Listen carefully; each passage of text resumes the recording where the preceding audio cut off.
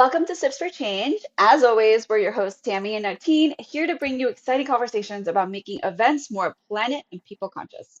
Today, we're continuing our venue highlight series. So let's travel to France and dive into Le Grand Pavillon Chantilly, a venue that is a dream for eco-conscious planners. Martine, you have a special connection with this place, so fill us in. Oh, Tammy, I'm thrilled to share this one because I once organized an event at Le Grand Pavillon Chantilly, which is in 𝑹𝑬𝑺𝑶𝑼𝑹𝑪𝑬𝑺. And let me tell you, it was nothing short of amazing. It's just 45 minutes from Paris, and this venue blends historic charm with modern sustainability. And it made my job as a planner so much easier. That's high praise coming from you. So, for those who aren't familiar with this property, it's a four-star hotel, part of the 𝑹𝑬𝑺𝑶 Hotel Group, and it's built on a 17-hectare or 42 acres estate. It's reimagined 18th century laundry into a rustic chic hamlet. For those who are not familiar with this term, a hamlet is usually smaller than a village, usually less than 100 people. Right. Their large estate offers endless possibilities with 8 historic buildings for everything from conferences to weddings, plus outdoor spaces for team building or receptions. That sounds so gorgeous. So, besides being historic and beautiful, Martine, what makes this venue special and a highlight for sustainable events? So it's their eco-responsible ethos, Tammy. The 8 historic stone buildings were renovated with sustainability in mind, like using natural materials like wood and stone, which is better than chemically made cement and plastics.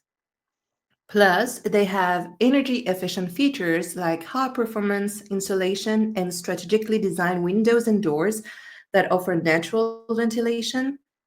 Also, knowing the venue was designed to minimize environmental impact gives your stakeholders confidence that their event aligned with their green goals. That's a huge plus for planners who are pitching to ESG focused clients. Let's dig into the infrastructure because I know they have earned a Green Key label, which they renew annually. And for those who don't know, the Green Key certificate is a top standard for environmental responsibility in tourism. It verifies that business meet strategic and strict criteria set by the Foundation for Environmental Education. So, Martine, how does this venue design help planners pull off low impact events? The layout is a planner's dream. The buildings are spread across the estate, creating intimate, flexible spaces that feel both grand and cozy. Also, the energy efficient design, think about natural light flooding the rooms, for example, keeps the carbon footprint low without sacrificing the comfort.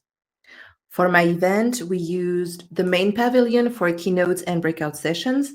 So everything is in the same location and the natural ambience wowed our guests. That sounds so cool. It's not just about hosting an event, it's about planning a smarter event for better impact on the community. And speaking of impact, catering can have a major impact on your event's carbon footprint. What was the food like at your event? All right, the food was one of my favorite parts. I mean, we're talking about French specialties. So, Le Grand Pavillon has 2 restaurants, Le Craft and Le Carrousel. The Craft's gourmet market concept is all about fresh, seasonal ingredients like vibrant salads and hearty local meats. And for example, the fish come from wild fisheries or are raised in ideal natural conditions. And then we have Le Carrousel, which is their gastronomic restaurant. They served us exquisite dishes like roasted game with seasonal vegetables. But also for my event, we had a mix of vegan, gluten free, and halal options, and every guest raved about the quality because sourcing locally not only tasted amazing, but kept our food miles low, which was a big win for sustainability. That sounds so delicious, and I'm so jealous. But the best part is also responsible. So, Yeah. for planners, knowing that the venue can handle diverse dietary needs while staying local is such a stress saver. How did the catering team make your job easier? So I would say The culinary team worked with us weeks in advance to make sure we can customize the menu, that we met every dietary request without compromising on the flavor. And they also made sure we understood every food item, like detailing everything what's in there and accommodated our needs as much as possible. So for our planners, take note of that. Their chefs are partners in creating a menu that's as sustainable as it is memorable.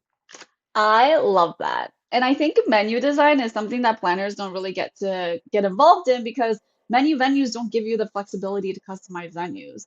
So Mhm. knowing that this menu has chefs that are open to collaboration is a major value add. Now, let's pivot a bit and talk about social inclusivity because a sustainable event should welcome everyone. How did this property ensure that all of your guests felt included? Accessibility was seamless. The venue meets Friends ADAP standards with ramps and spacious layouts for guests with mobility needs. That is so important, especially when you're thinking about beautiful venues, not just for meetings, but also when weddings and parties. Some of these events could have older guests who need more accommodations. And that being said, is this venue suitable for families? Absolutely, Tammy. They've got a kids club for ages 3 to 12, which is a hit with families who have young kids. I saw so many young kids in the venue. Parents can focus on the retreat while their children enjoy supervised activities. And we actually had a new mother who needed to freeze her milk until she flew back home. And the hotel did a great job meeting her needs as well as factoring in hygiene and safety standards. That is amazing. It's so tough for moms to participate in events. So, whatever we can do as planners and vendor partners to create a safe, welcoming space for them means a lot, especially since it helps them emotionally and professionally adjust when they're coming back to work after maternity leave. Exactly. There are many initiatives that can be taken to ensure new parents comfortably participate in events. A quick plug here that we have an episode all about that, so we'll provide the link below. And personally, it was challenging for me to go back to work, and it is still today, because juggling between mommy's role and youth planner's role, it's very tiring. Yeah, I can totally believe that.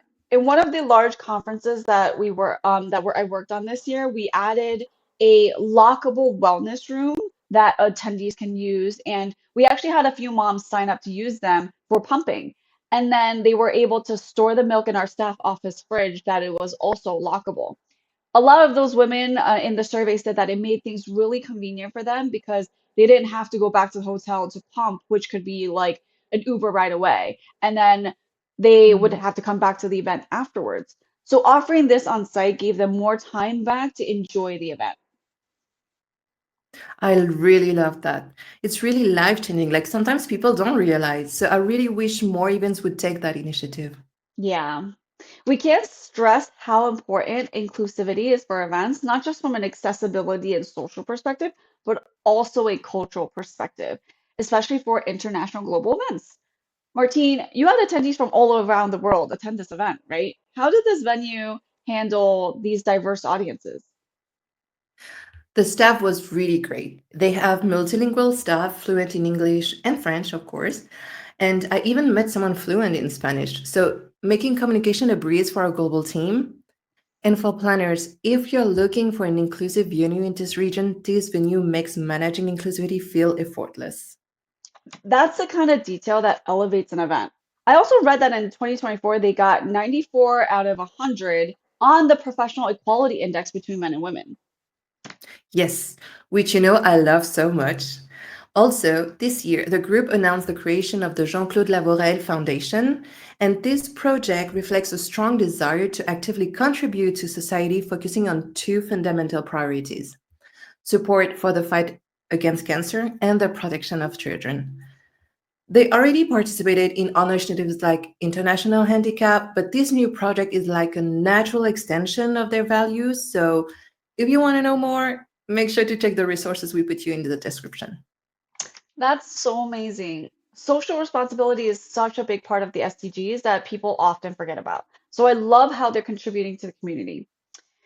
Now, we've talked about all of the nice to haves and What we left best for last is probably the most important aspect for a lot of our planners and probably what they're thinking about and caring about the most is how did this venue support the logistics and operations of your event?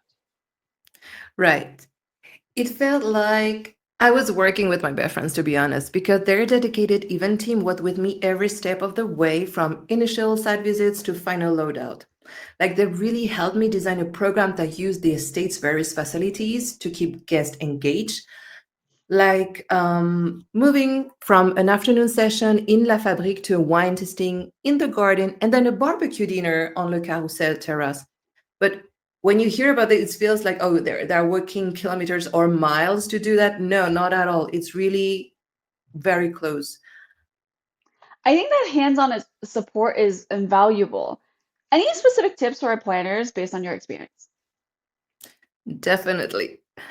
First, lean on their event managers. They know the venue inside out and can suggest creative ways to use the space. For example, we wanted to do an activity with our attendees, and their event managers recommended the activity's location and many other details. They even met the activity vendors with us, ensuring everything was coordinated seamlessly.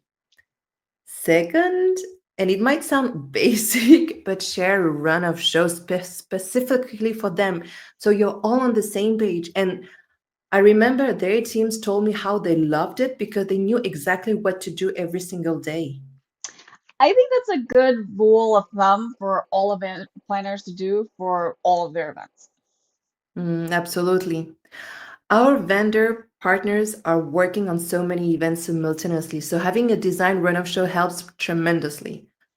Last but not least, even though we are clients, we should treat them like partners because Yes. without them, you couldn't do this event alone. So, this partnership is really what made our event successful. I love it. Those are very actionable gems for listeners to take away. Martine, it's clear that this venue isn't just a typical venue, it's a partner in Mm, creating impactful, responsible events. absolutely. My event was a proof, I would say. You can deliver a world class event that's kind to the planet and welcoming to everyone. This venue makes it possible without compromising on elegance. For our listeners, just take a moment to imagine it your next event in a historic estate in France, powered by eco friendly designs and local cuisines and spaces that embrace every guest. That is the magic of this property. Mhm. So, when you're scouting venues in France, prioritize places that blend beauty, sustainability, and inclusivity. Le Grand Pavillon Chantilly is the perfect example. That being said, thank you all so much for tuning in to Sit for Change today. If this episode sparked any ideas, like, subscribe, hit that bell to stay up to date. And if you have a sustainable venue you love, share in the comments and we're all ears. Until next time, keep making conscious choices one sip at a time. Bye. Bye.